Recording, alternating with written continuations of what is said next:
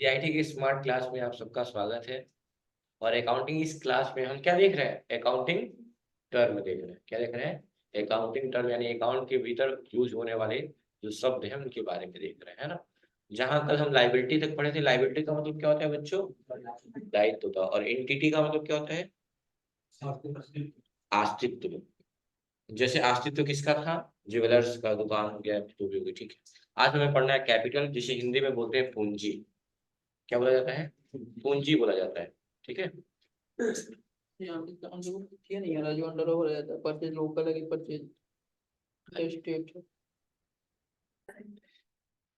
चलिए, कैपिटल का मतलब बच्चों होता है पूंजी। क्या होता है? जब आप व्यापार प्रारंभ करने के लिए, अपना बिजनेस स्टार्ट करने के लिए जो चीजें इन्वेस्ट करते हैं एज ए कैपिटल के रूप में, उसे हम बोलते हैं, ठीक है। जो पैसा लगाते हैं तो लोग कैश तो लगा ही रहे हैं, लेकिन उस चीज को उस टाइम पे हम बोलते हैं पूंजी लगा रहे हैं। क्या लगा रहे हैं? पूंजी। या लोग कहते हैं अगर हम इतना लगा के खड़ा कर दिए तो कहते हैं हमें इतना पूंजी है ना। तो बिजनेस के मालिक यानी प्रोप्राइटर के द्वारा बिजनेस में किया गया इन्वेस्ट क्या कहलाता है? कैपिटल कहलाता है। किसी व्यापार को प्रारंभ करने के लिए व्यापार का मालिक द्वारा लगाया गया धन जो होता है वही कैपिटल कहलाता है। अच्छा, ये भी है कि जब बिजनेस में प्रॉफिट होता है तो कैपिटल इंक्रीज करता है, और जब लॉस होता है तो भाई हम 49 रुपया लगा के ड्रीम लेवल खेले, लाखों जीत गए, पूंजी बढ़ गई और हार गए, टेबल वो नहीं आया, 49 रुपया चला गया, तो क्या हो गया? लॉस हो गया। तो यानी कि अगर प्रॉफिट होता है तो बिजनेस कैपिटल क्या होता है? इंक्रीज करता है, और लॉस होता है तो कैपिटल क्या होता है? डिक्रीज होता है। मतलब 5 लाख लगा के स्टार्ट किए, 4 लाख रुपया कलेक्ट कर पाए, 1 लाख रुपया नहीं कर पाए, तो क्या लॉस हो गया? 1 लाख का। तो इससे पूंजी क्या हो गई? पूंजी पे इफेक्ट पड़ा कि नहीं पड़ा? पूंजी क्या हो गई? घट गई आपकी, 1 लाख कम हो गई। अगला है इनकम। इनकम का मतलब आय होता है। तो जैसे हम कोई चीज सेल करते हैं वही आपका इनकम कहलाता है। सेल कर दिए हैं, जितना इनकम हो गया है, और जितना पहले वाला कोई सामान 150 में बेचे, 150 प्रॉफिट थोड़ी हुआ है, वो इनकम कहलाता है। लेकिन उस इनकम में से तो घटाएंगे भी, तो कितने का खरीदे थे, उस पर कितना खर्चा किए हैं, सब घटाने के बाद जो पैसा बचता है वो सारी चीजें प्रॉफिट कहलाती है, ठीक है। और उस तरह जितने में बेचे वो क्या कहलाता है? इनकम। वही क्या है? बिजनेस की रेवेन्यू और एक्सपेंस का जो डिफरेंस होता है उसे हम क्या बोलते हैं? इनकम कहते हैं। क्या बोलते हैं? इनकम। जैसे मान लो हम 49 लगा के 98 रुपया जीते हैं, तो मेरा इनकम कितने का है? 49 रुपए का है, क्योंकि 49 रुपये तो मेरा टेबल वे था, 49 रुपये एक्स्ट्रा आया है, वही हमारा क्या कहलाएगा? एक्सपेंडिचर। एक्सपेंस सबसे बनाया है। एक्सपेंस का मतलब खर्च होता है। क्या होता है? एक्सपेंडिचर जो है वो एक्सपेंस वर्ड से बना है, और एक्सपेंस का मतलब आप भी जानते हो, खर्च करना होता है। क्या होता है? कह रहा है जब गुड्स को प्रोड्यूस करने के लिए यानी उसका उत्पादन करने के लिए, चाहे वो गुड्स हो चाहे सर्विस हो, जैसे दो चीज टाइप की चीजें आप बेचेंगे। जैसे मान लो हम फ्रिज बेच रहे हैं, तो क्या बेच रहे हैं? गुड्स बेच रहे हैं। क्या बेच रहे हैं? गुड्स बेच रहे हैं। और हम चीज बनवाने के लिए सर्विस दे रहे हैं, तो क्या कहलाएगा? सर्विस। गुड्स नहीं कहलाएगा, वो सर्विस कहलाएगा। यानी दो चीजों की सप्लाई आप करते हो, एक गुड्स की सप्लाई करते हो और एक सर्विस की सप्लाई करते हो, ठीक है। याद रहेगा ना? याद रहेगा ना? ठीक।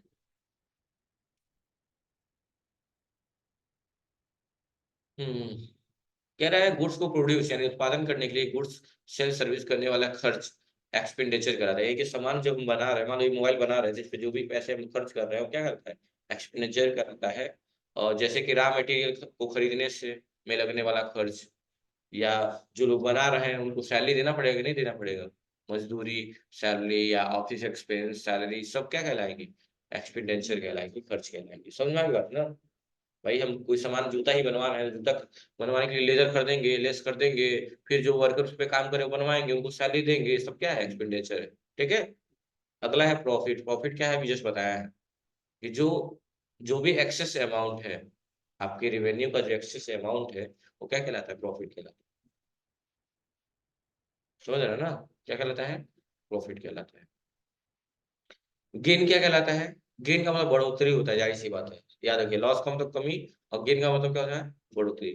किसी ट्रांजेक्शन में होने वाला जो प्रॉफिट होता है वही क्या कहते हैं? उसे गेन कहा जाता है। कई नाम से जाना था, रेवेन्यू, गेन, प्रॉफिट, जैसा भी आप बोल लीजिए। तो कह रहा है किसी भी अकाउंटिंग पीरियड में एक्सपेंस का अमाउंट, नहीं सॉरी कहाँ गए, हाँ, किसी भी ट्रांजेक्शन में से प्राप्त होने वाला प्रॉफिट ये क्या कहलाता है? गेन कहलाता है। जैसे कोई चीजें आकस्मिक प्राप्त हो जाए, जैसे कि आपने सेल्स ऑफ एसेट कर लिया, कोई संपत्ति बेच दी, इससे आपको लाभ हो गया ज्यादा। या आकस्मिक कोई आय हो गई, जैसे कि मान लीजिए घुड़सवारी पे पैसा लगाते हैं, घोड़वे जीत गया, पैसा जीत गया, ये सब क्या है, आकस्मिक आय। तो क्या कहलाता है, गेन कहलाता है। क्या कहलाता है, गेन। तो वही लिखा हुआ है, विनिंग कोर्ट केस, या कोई कोर्ट में केस जीत गए, तो लोग नहीं होता है खुशी खुशी से, आप वकील थे मेरे, जितवा दिया आप उनको, तो आपकी फीस तो मैं दे ही रहा था, लेकिन खुशी में लो 1 लाख रुपए और दे दिया, समझ रहे हो ना, अरे जाओ मजे करिए। ये सब क्या है, एक टाइप का गेन है। क्या है, गेन। ठीक है, अगला है लॉस। लॉस क्या है, अभी जस्ट बताए हुए हैं। किसी भी अकाउंटिंग पीरियड में एक्सपेंस का अमाउंट रेवेन्यू से अधिक होता है, अगर कमाने से ज्यादा खर्च हो रहा है तो क्या है, जितना कमाए नहीं उससे ज्यादा खर्चे कर दिए। जैसे 2,000 का नोट गुम हो गया, 1,000 का, अखबार में इस्तीफा निकलवा दिए कि देने लौटाने वाले को 2,000 इनाम दिया जाएगा। कितना पैसा गिर गया था, 1,000, और अखबार में आपने इस्तीफा दे दिया कि भाई जो लौटाएगा उसको 2,000 इनाम दिया जाएगा।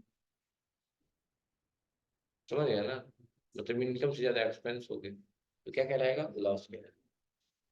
डिस्काउंट का मतलब होता है बट्टा, कटौती या छूट।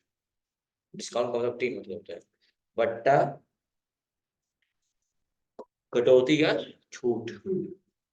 मतलब होता है किसी गुड्स की प्राइस में होने वाली डिडक्शन, यानी छूट या कटौती जो होती है, वही क्या कहलाता है, डिस्काउंट कहलाता है।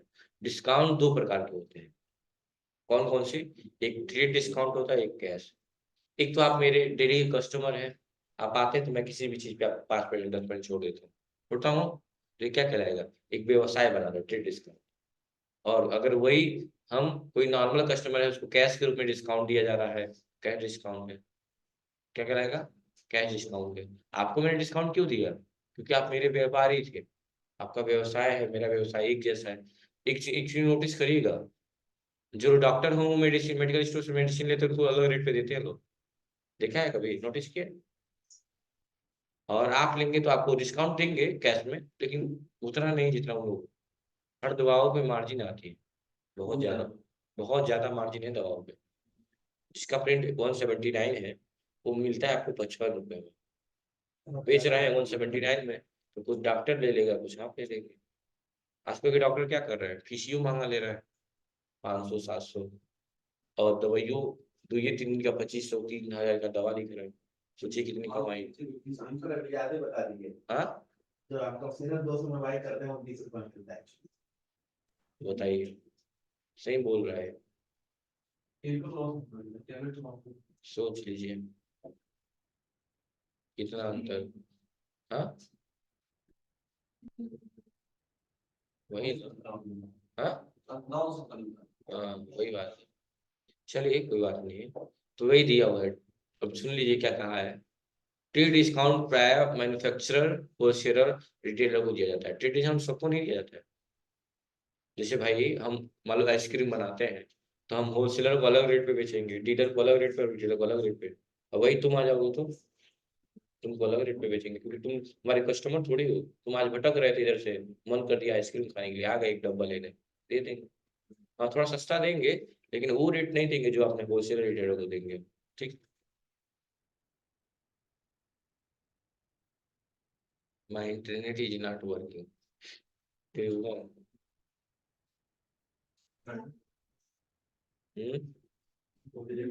दो लिख देगा, standing on your roof, my here is standing. चलिए, अगला है कैश डिस्काउंट। सुनिए क्या है, कैश डिस्काउंट क्यों दिया जाता है। कैश डिस्काउंट तब दिया जाता है, जैसे मान लो कोई पैसा कहीं फंसा हुआ है, नहीं मिल रहा था, आपने कह दिया चलो जमा कर दीजिए, 1,000 छोड़ देंगे। क्या कहा आपने, जमा कर दीजिए, 1,000 छोड़ देंगे, या 10% छूट दे देंगे, या अभी कुछ दिन पहले ही जीआईटी में ऑफर चला था 15% ऑफ का, आप लोग कोई लाभ नहीं उठा पाए, क्योंकि बेवकूफ है आप तो। सही में है, पैसा तो देना है, एक दिन देना है कि नहीं देना है, वही 15% कम हुआ होता है, तो मैनेज वो तो करना पड़ता है ना, जमा तो करना ही है। तो यहाँ कह रहा है बिजनेस में कैश फ्लो को मेंटेन करने के लिए, या फिर कैश को टाइमली कलेक्ट करने के लिए, ताकि समय से आप फीस जमा कर दे, पैसा इकट्ठा कर ले, तो उसके लिए आप कैश डिस्काउंट ऑप्शन अपनाते हैं कि भैया आज अगर आज जमा करोगे तो 1500 नहीं 2200 फाइनल कर देंगे, सब लोग एक्साइटेड हो जाएंगे। ठीक है, यही सब बातें हैं। अगला है वाउचर। क्या है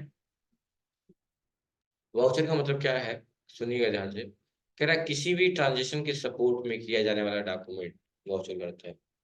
किसी डॉक्यूमेंट, क्या है, किसी ट्रांजेक्शन यानी किसी सौदे को लेके कोई भी डॉक्यूमेंट आप तैयार कर रहे हैं कि क्या डेबिट क्या क्रेडिट, कहाँ आया कहाँ गया, तो उसको क्या बोलते हैं, वाउचर बोलते हैं। क्या बोलते हैं? जैसे कैश मेमो, इनवाइस हो गया, सेल्स इनवाइस चाहे परचेज जो भी होगा, चालान रिसिप्ट हो गया, ये सब क्या है, एक वाउचर, जिसमें आप उसको एंट्री करनी होती है। आप कोई सामान खरीद रहे हैं, उसके एंट्री परचेज वाउचर में करेंगे। कोई चीज बेच रहे हैं, उसकी डिटेल्स वाउचर में करेंगे। पैसा पा रहे हैं, रिसिप्ट वाउचर में करेंगे। पैसा दे रहे हैं, पेमेंट वाउचर में करेंगे। इसी तरह हर चीज का एक वाउचर बनाया गया है, अपना अपना एक वाउचर। कोई डाउट है?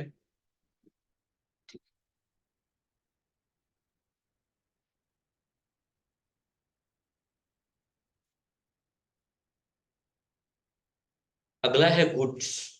मैंने बताया था पहले भी आपको, जब भी गुड लिखेगा, GWOD गुड, तो गुड का मतलब अच्छा हो गया। और जब भी उसमें यस लग जाएगा तो अच्छे। हाँ, तो जब भी गुड में यस लग जाए, गुड्स हो जाए, तो उसका मतलब वस्तु होता है, माल होता है।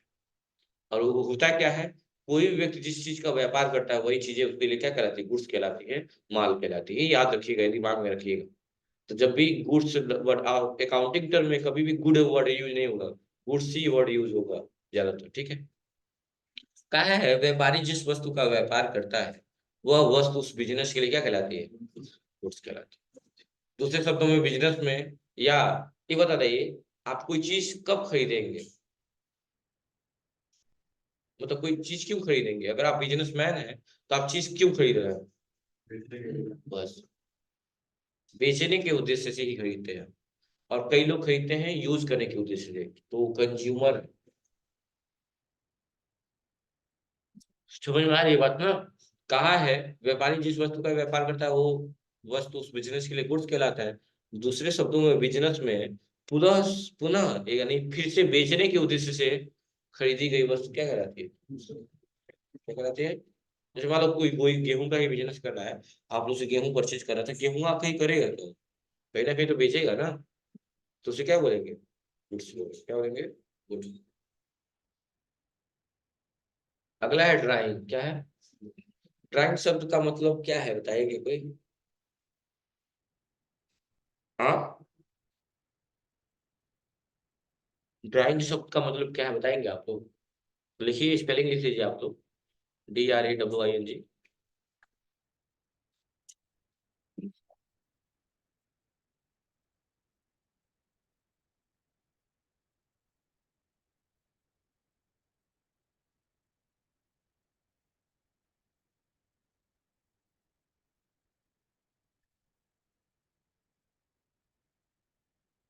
ड्राइंग शब्द का मतलब लिख लीजिएगा, आहरण होता है। अपरा का मतलब र अड़ वाला, अड़ मतलब कुछ ना, आहरण। आप थोड़ा ध्यान से सुनिएगा इसका मतलब क्या होता है। मान लीजिए मैं एक व्यापारी हूँ, व्यापार चलाता हूँ मैं, मेरा एक बिजनेस है, स्टेशनरी शॉप ही है। और मेरे पास आलोक पांडे आए और उन्होंने मार्कर खरीदा, मैंने मार्कर बेचा, उन्होंने मुझे 20 रुपए दिए। क्या दिए? 20 रुपए दिए। और मैंने उनको क्या दिया, मार्कर दे दिया, वो चले गया। तो वो 20 रुपया किसका है? मेरा है। ठीक है, और कोई बताइए, वो 20 रुपया किसका है? बताओ जी जल्दी से, सोचो, सोच लो, पहले सोच के बताओ।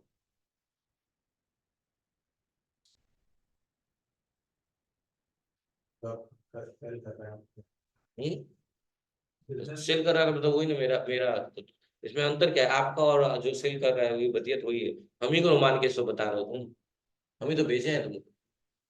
तो 20 रुपया यानी मेरा है।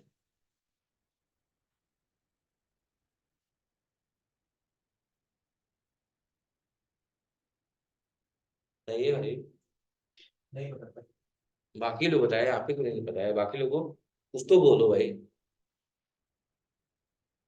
भारत माता की जय। वो 20 रुपया हमारे बिजनेस का है, क्योंकि मैं क्या चला रहा हूँ, एक बिजनेस चला रहा हूँ, एक व्यापार चला रहा हूँ। तो 20 रुपया, क्योंकि मैंने तो पूंजी लगा बिजनेस स्टार्ट किया ना, तो 20 रुपया आया तो किसके गले में जाएगा? हाँ, वो बात अलग है कि मालिक तो हम ही है, लेकिन वो 20 रुपया है किसके? हमारे व्यापार का। कब बिजनेस बोलो, सबसे पहले वही सारा बोलते हैं। सुनी हो तो झूठ नहीं बोल, झूठ नहीं बोला, हिंदी वाला फर्ज नहीं निभा रहा है यहाँ पे, सही बोल। सुनी हो? नहीं सुनी हो? नहीं सुनी हो? हाँ, तो यही कहो, यस क्यों बोली हो तो? तब फिर ठीक है, तो किसका पैसा है? बिजनेस का पैसा।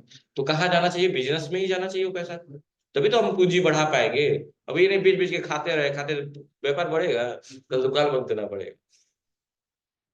तो तब तक सामने से, मालूम मेरी जगह ये लड़कियां हैं, तब तक सामने से एक पानी पूरी वाला गुजरा और 20 रुपया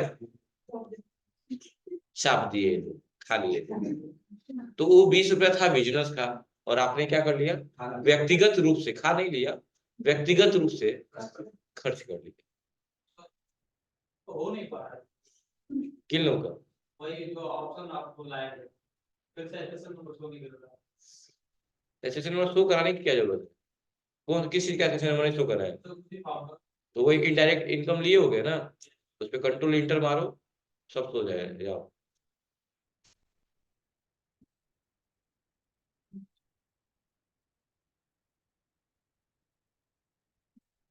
ठीक है, तो वो 20 रुपया था बिजनेस का, और इन्होंने क्या कर लिया? व्यक्तिगत रूप से यूज कर लिया, चाहे वो यूज खाने में कर लिया हो, या किसी गरीब को डोनेट कर दिया, या कैसे भी यूज कर लिया, या 20 रुपए का कपड़ा खरीद लिया कोई बढ़िया, कुछ भी कर लिया। यानी वो पैसा बिजनेस में जाना चाहिए था, और आपने क्या कर लिया? व्यक्तिगत रूप से यूज कर लिया, यानी पर्सनल यूज कर लिया। तो ऐसी चीजों को बोलते हैं ड्राइंग अकाउंट। क्या बोला जाता है? जिसे हिंदी में बोला जाता है आहरण खाता, जिसका आपने हरण कर लिया। हरण का मतलब जानते हैं ना? क्या? किडनैप। सीता जी हरण हुई थी ना। तो यही बात है यहाँ पे ड्राइंग का मतलब, कि जो पैसा बिजनेस का था, बिजनेस में ही जाना चाहिए था, लेकिन आपने उसका क्या कर लिया? व्यक्तिगत रूप से उसका यूज कर लिया, बिजनेस में ना डाल के। तो ऐसी चीज को बोलते हैं ड्राइंग अकाउंट, जिसे बोलते हैं आहरण। अब बताइए, आहरण होना क्या करता है? बिजनेस को में कैपिटल को, बिजनेस में कैपिटल को, पूंजी को घटाता होगा कि बढ़ाता होगा? हाँ, ये तो सभी जान गए आप लोग। यानी कहीं ना कहीं ये नेगेटिव थिंग्स है हमारे व्यापार के लिए, सही बात है। तो एक लाइन में से लिख लीजिएगा, ड्राइंग का मतलब होता है पर्सनल यूज, यानी कोई चीज हम पर्सनली यूज कर ले, मतलब बिजनेस का पैसा, बिजनेस की गुड्स, या भाई सामान भी ले सकते हैं ना। 4 बिस्कुट खरीदे थे, एक बिस्कुट खुदे खा लिए, चाहे गुड्स ले लिए कैश ले लिए, क्या कहलाएगा? ड्राइंग अकाउंट, जिसे बोलते हैं पर्सनल यूज। और हिंदी में क्या बोलते हैं इसको बच्चों? आहरण खाता, यानी जिसका हरण आपने कर लिया।